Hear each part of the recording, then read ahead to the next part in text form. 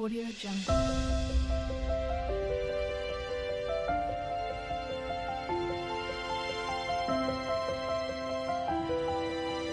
Audio Jungle. Hi hello నమస్తే అందరూ ఎలా ఉన్నారు?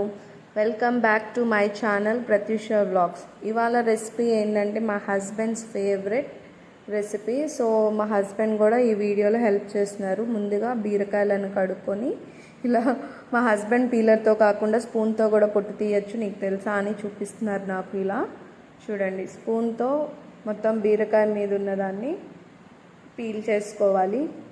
పీల్ చేసుకున్న తర్వాత చూపిస్తున్నారు చూడ ఎంత బాగుందో. మొత్తం పీల్ చేస్తే ఇందులో ఉన్న పోషక విలువలు పోతాయి, ఇలాగే చేసుకోవాలని చెప్తున్నారు నాకు. ఇలా పీల్ చేసుకున్న బీరకాయలను మనం ఇప్పుడు కడుక్కుందాం.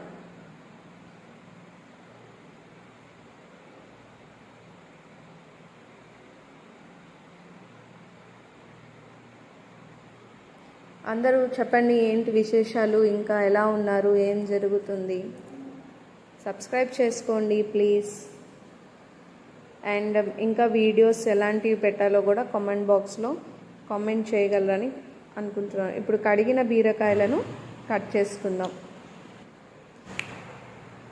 ఇలా ముక్కలుగా కట్ చేసుకున్న తర్వాత కూరలోకి కావలసిన 2 ఉల్లిపాయలు 4 పచ్చిమిరపకాయలను కూడా కట్ చేసుకుందాం. కటింగ్ అంతా మా హస్బెండే చేస్తున్నారు ఇవాళ. ఇలా ఒకరికొకరు హెల్ప్ చేసుకుంటూ కుకింగ్లో చేసుకుంటే మంచి రిలేషన్షిప్ ఉంటుందని నేను నమ్ముచున్నాను. నా హస్బెండ్ చాలాసార్లు నాకు చాలా విషయాలలో హెల్ప్ చేస్తారు. సో తనకి ఇష్టమైన ఫేవరెట్ కర్రీ వండుతానన్నానని ఇలా ఈ విధంగా నాకు కొంచెం హెల్ప్ చేస్తున్నారు. ఒక విధంగా మస్కా కొడుతున్నారు అని అర్థం. ఇప్పుడు స్టవ్ ఆన్ చేసుకుందాం. స్టవ్ ఆన్ చేసుకొని ప్యాన్ పెట్టుకొని ప్యాన్ వేడయ్యాక ప్యాన్లో ఆయిల్ వేసుకుందాం.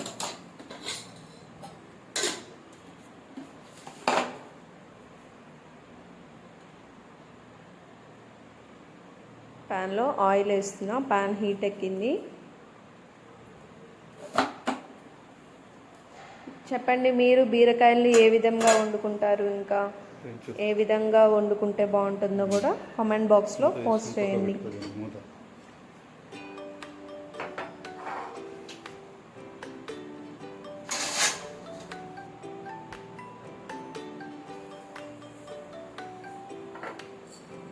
ఆయిల్ హీట్ ఎక్కింది.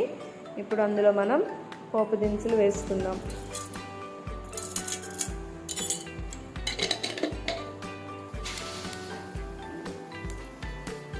ఆయిల్లో పోపు దినుసులు బాగా చిటపటలాడిన తర్వాత కట్ చేసి పెట్టుకున్న పచ్చిమిరపకాయలు. ఎందుకు మూత పెట్టానంటే ఆయిల్ బాగా హీట్ ఎక్కింది. పచ్చిమిరపకాయలు వేయగానే నూనె తిరుగుతుంది, సో మీద పడుతుందేమో అని సేఫ్టీ సైడ్కి మూత పెట్టుకున్నాను.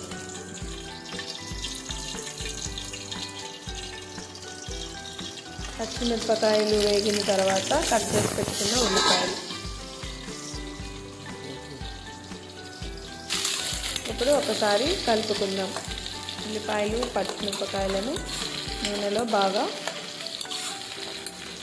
మిక్స్ చేసుకుందాం.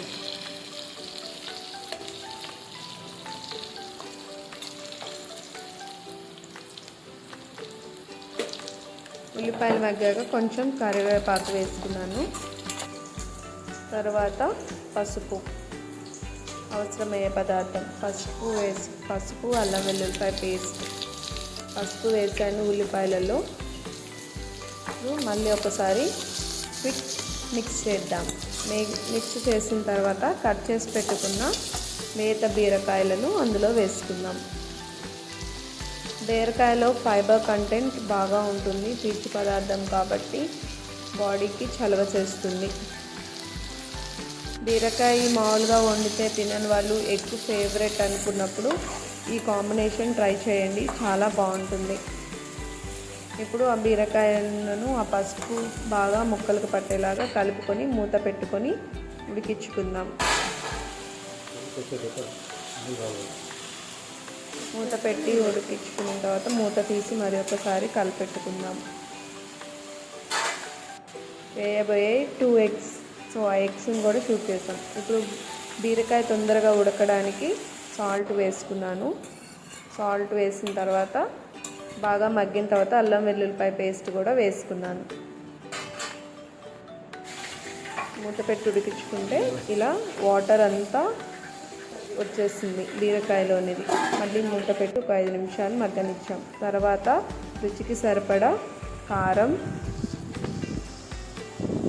ఆల్రెడీ సాల్ట్ వేసేసాం కాబట్టి ఇప్పుడు కారం వేస్తున్నాం. కారం వేసుకున్న తర్వాత మళ్ళీ ఒకసారి మిక్స్ చేద్దాం.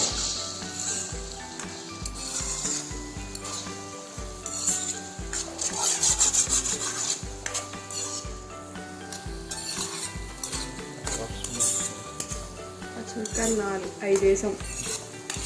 అయినా గరం మసాలా వేస్తాం కదా, ఎగ్ వేసినప్పుడు కొంచెం అది వేసుకోవాలి. ఎగ్ స్మెల్ రాదు. ఇప్పుడు ధనియా పౌడర్ని వేసుకోవాలి. ఇందాక చూపించిన ఎగ్స్ని ఇందులో కొట్టి వేద్దాం.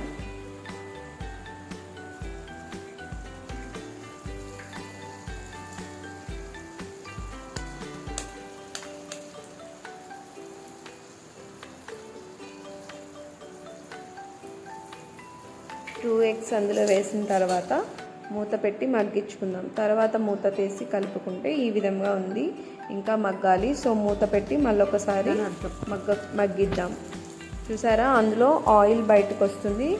దాని అర్థం ఎగ్ కూడా బాగా ఉడికిందని అర్థం. ఇప్పుడు ఒకసారి మళ్ళీ కలుపుకున్న తర్వాత ఇందులోకి కొంచెం ధనియా పౌడర్, కొంచెం గరం మసాలా వేసుకోవచ్చు. మా హస్బెండ్కి గరం మసాలా అంటే నచ్చదు, సో నేను ఓన్లీ ధనియా పౌడర్ వేసాను. ఇందులో కొంచెం ధనియా పౌడర్ వేసుకున్న తర్వాత ఒక 5 మినిట్స్ స్టవ్ మీద పెట్టి మూత పెట్టి ఉడికించిన తర్వాత స్టవ్ కట్టేసుకుంటే మనం వేడి వేడి బీరకాయ కోడిగుడ్డు కర్రీ రెడీ. అస్సలు స్పైసీగా ఉండదు, చాలా రుచిగా ఉంటుంది. ఒకసారి ట్రై చేయండి. Thanks for watching. Please do like, share and subscribe to Pratyusha vlogs.